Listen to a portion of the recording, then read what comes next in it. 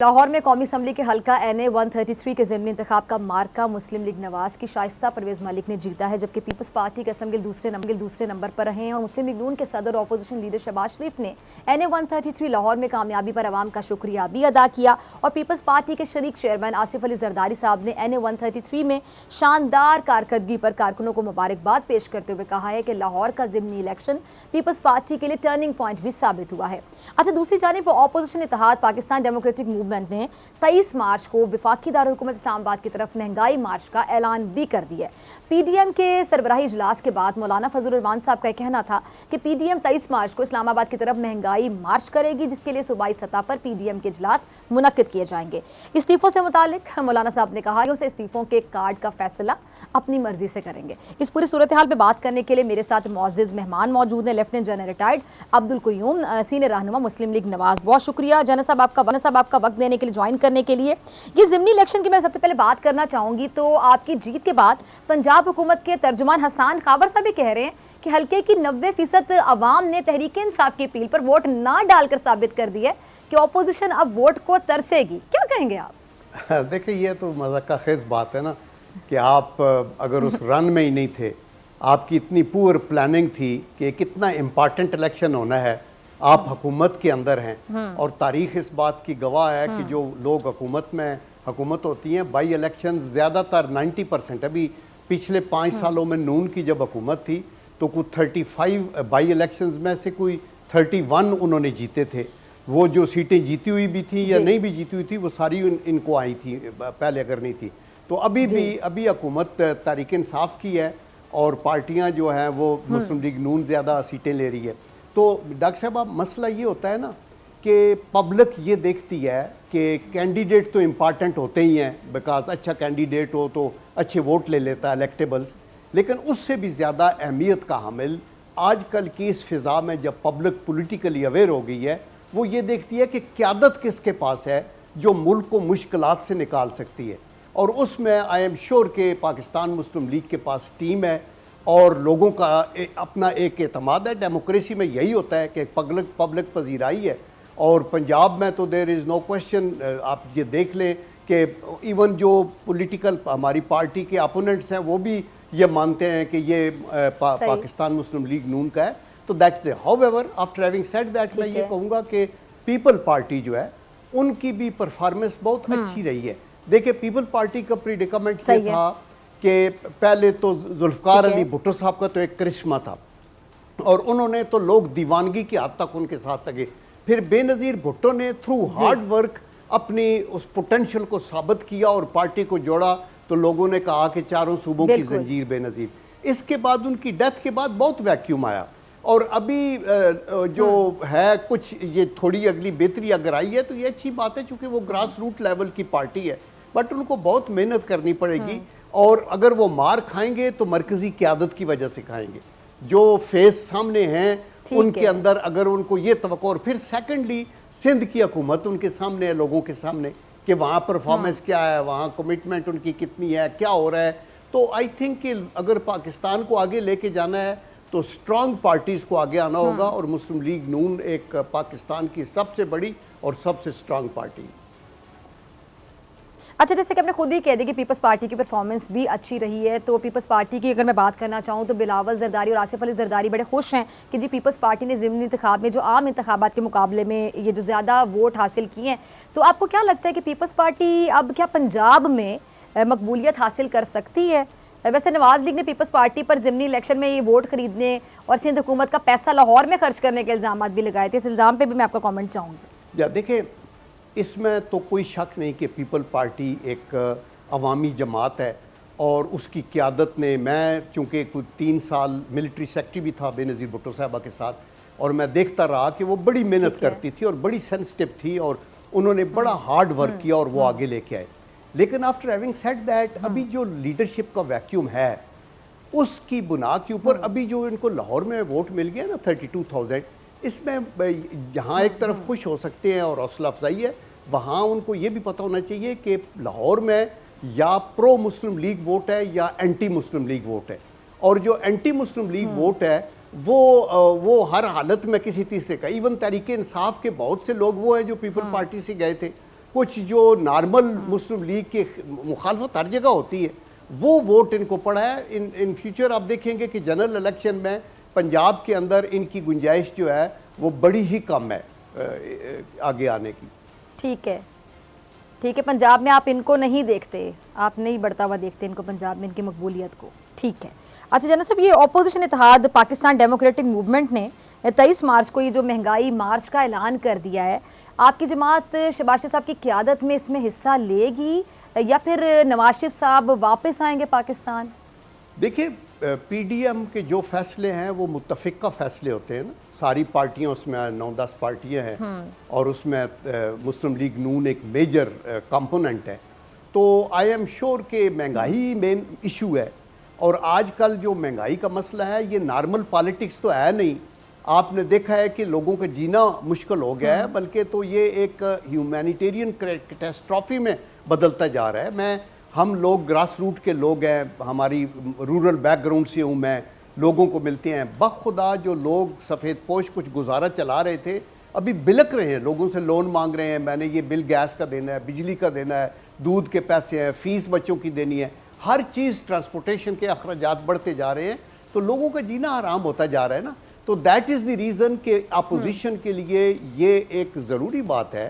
کہ وہ الیکٹڈ لوگ ہیں اور ان کو وہ پوائنٹس ہائی لائٹ کرنے ہیں جو لوگوں کی مشکلات کا باعث بن رہے ہیں. تو دیٹ از دی ریزن کہ یہ کہتے ہیں کہ ہم مارچ کریں گے, یہ تو ٹل اینڈ یہ کرتے رہیں گے. اور 23 مارچ کو اگر انہوں نے اناؤنس کیا ہے تو آئی ایم شور کہ اس کے ساتھ پوری پبلک, وہ جو پولیٹیکل سینس رکھتے ہیں یا نہیں رکھتے, لیکن افیکٹڈ پبلک جو ہے وہ ان کے ساتھ شامل ہوگی اور وہ پروٹیسٹ میں شامل ہے. ایون تحریک انصاف کے اپنے لوگ بہت سارے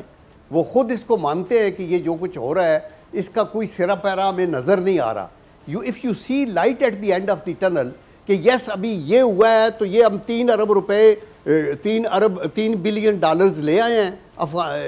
سعودی عربیہ سے, اس سے سچویشن بالکل پلٹ جائے گی. تو انشاءاللہ اگلے 1 مہینے میں 2 میں آپ یہ دیکھیں گے. ابھی ایسی کوئی بات نہیں, وہ جو ادھار ہے وہ لیا جاتا رہا ہے, جو ڈالر ہے وہ بڑھتا جا رہا ہے, روپیہ گرتا جا رہا ہے, مہنگائی بڑھتی جا رہی ہے. آپ دیکھیں سائز آف دی اکانومی جو ہمارے وقت میں 300 اور اباؤٹ 15 بلین ڈالر تھا, وہ ابھی 285 ہے. میں دیکھ رہا تھا بنگلہ دیش کا بھی 335 بلین ڈالر ہے سائز آف دی اکانومی. تو مقصد یہ ہے کہ ملک کو اگر آگے لے جانا ہے تو پالیٹکس سے اوپر اٹھ کے بھی ہمیں پاکستان کے لیے دیکھنا ہوگا اور ہمیں سر جوڑ کے بیٹھنا ہوگا. اور ڈاکٹر صاحبہ میں آپ کو یہ پکا بتاؤں کہ یہ ابھی ایک سیریس تھریٹ آپ کی قومی سلامتی کو ڈیولپ ہو رہی ہے, چونکہ باہر دشمن ہے اندر بھی دشمن ہے. اور جب وہ یہ دیکھتے ہیں کہ پاکستان کے اندر ان کی اکنامک اسٹرینگولیشن کرو, ان کی ڈپلومیٹک آئسولیشن کرو, ان کی سیکٹیرین کے یہ ایشوز اور یہ جو کچھ سیالکوٹ میں ہوا, یہ ادھر ویک گورننس, آئے دن آئی جیز چینج, آئے دن chairman C B R change, آئے دن آپ کا فائنانس منسٹر چینج, تو اس کا مطلب ہے گورننس کا نام نہیں ہے, گورنمنٹ کے نام کی کوئی چیز نہیں ہے. یہ ہم ابھی افورڈ پاکستان نہیں کر سکتا. ہمیں کچھ سر جوڑ کے بیٹھنا ہوگا اور کچھ نہ کچھ کرنا ہوگا جو کہ ہم پاکستان کو آگے لے کے چلنا چاہیے. آپ نے بڑی اچھی بات کی کہ سر جوڑ کر بیٹھنا ہوگا. بہت سے معاملات پر, خاص طور پر قومی معاملات میں اکثر پروگرام میں کہتی ہوں کہ تمام جماعتوں کو ایک پیج پر آنا چاہیے, لیکن یہاں پر اکثر دیکھنے میں آیا جانا صاحب کہ قومی معاملات پر بھی سب ایک پیج پر نہیں ہوتے ہیں, بلکہ ایک جو آپس کی گرجز ہیں, چلے گرجز بھی نہیں کہتے کہ آپ اپوزیشن والے, پھر اپوزیشن اور وہ سامنے گورنمنٹ آمنے سامنے کھڑے ہو جاتے ہیں. حالانکہ ان معاملات پر گورنمنٹ کے ساتھ ایک پیج پر آ جانا چاہیے, لیکن انا کا مسئلہ بنا لیا جاتا ہے. ایسا کیوں ہے؟ یہ ڈاکٹر صاحب بڑی اچھی بات آپ نے کی ہے, اور یہ آئی تھنک ناظرین بھی سمجھتے ہیں. میں آپ کو آنیسٹلی بتاؤں with all my experience of about 50 years کہ یہ جو چابی ہے نا ملکی یکجہتی کی, وہ ٹاپ لیڈرشپ کے اندر جیب میں ہوتی ہے. آپ کا لیڈر ہمبل ہو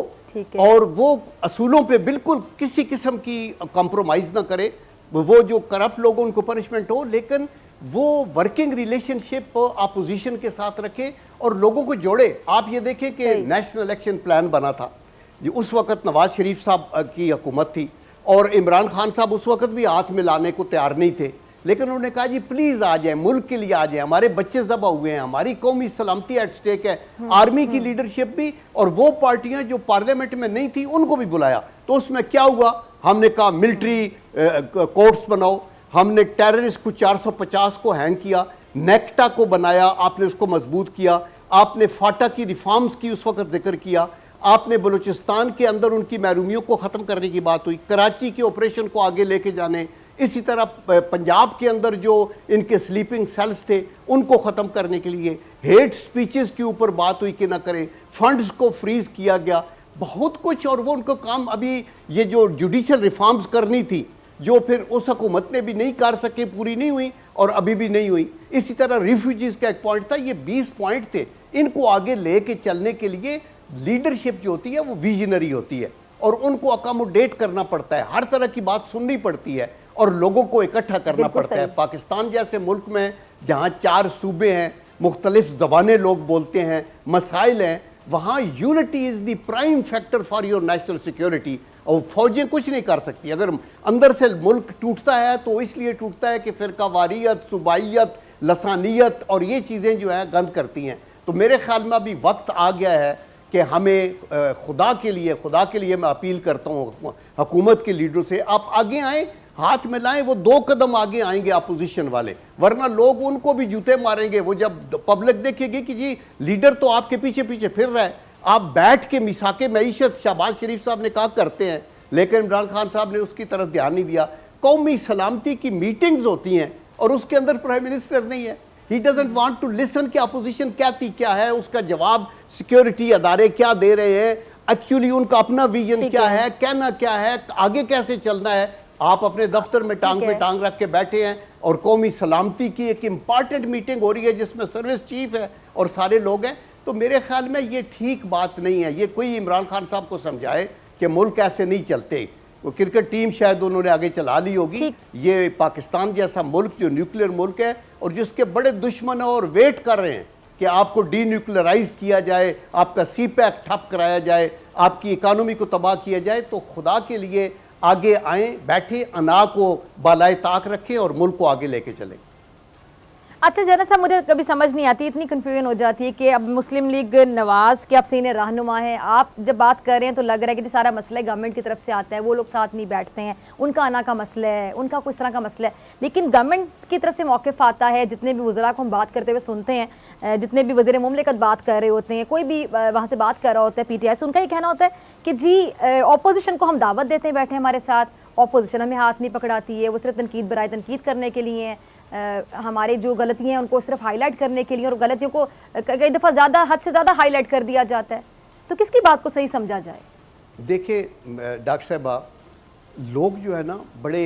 पॉलिटिकली अवेयर हैं, पाकिस्तान की अवाम, जो उनका तल्लुक किसी पार्टी से भी हो या वो न्यूट्रल भी हो, उनको पता है कि पार्लियामेंट अगर नहीं फंक्शन कर रही या इफेक्टिव नहीं है तो इसकी वजह क्या है। देखिए, leader of the house and वो जो है इम्पॉर्टेंट है। इवन जो स्पीकर नेशनल असम्बली है, अगर वो अपने इम्पार्शल या गैर जानबदार क्रीडेंशियल्स को बहाल रखे तो उसका भी एक उनके ऊपर असर होता है, अपोजिशन को वो साथ मिला लेता है। आप ये देखिए कि मैं खुद पार्लियामेंटेरियन रहा हूँ, 6 साल मैं सेनेट में बैठता रहा हूँ, किसी चीज़ को आगे चलने ही नहीं देना, यानी जहाँ के मसाइल को हम हल कर भी सकते हैं बैठ के, तो वो भी नहीं किया जाता। और ये सच्ची बात है कि जो चाबी है मुल्क की पार्लियामेंट को बावकार बना के चलाने की, वो हुकूमत की जिम्मेदारी ज़्यादा है, अपोजिशन की भी ज़रूर है, लेकिन इतनी नहीं जितनी हुकूमत की है। और मौजूदा जो स्टैंड ऑफ है अनफॉर्चुनेट, जिसमें वर्किंग रिलेशनशिप नहीं है, जिसमें प्राइम मिनिस्टर कहता है मैं हाथ नहीं मिलाता क्योंकि इनकी इज़्ज़त अफजाई हो जाएगी,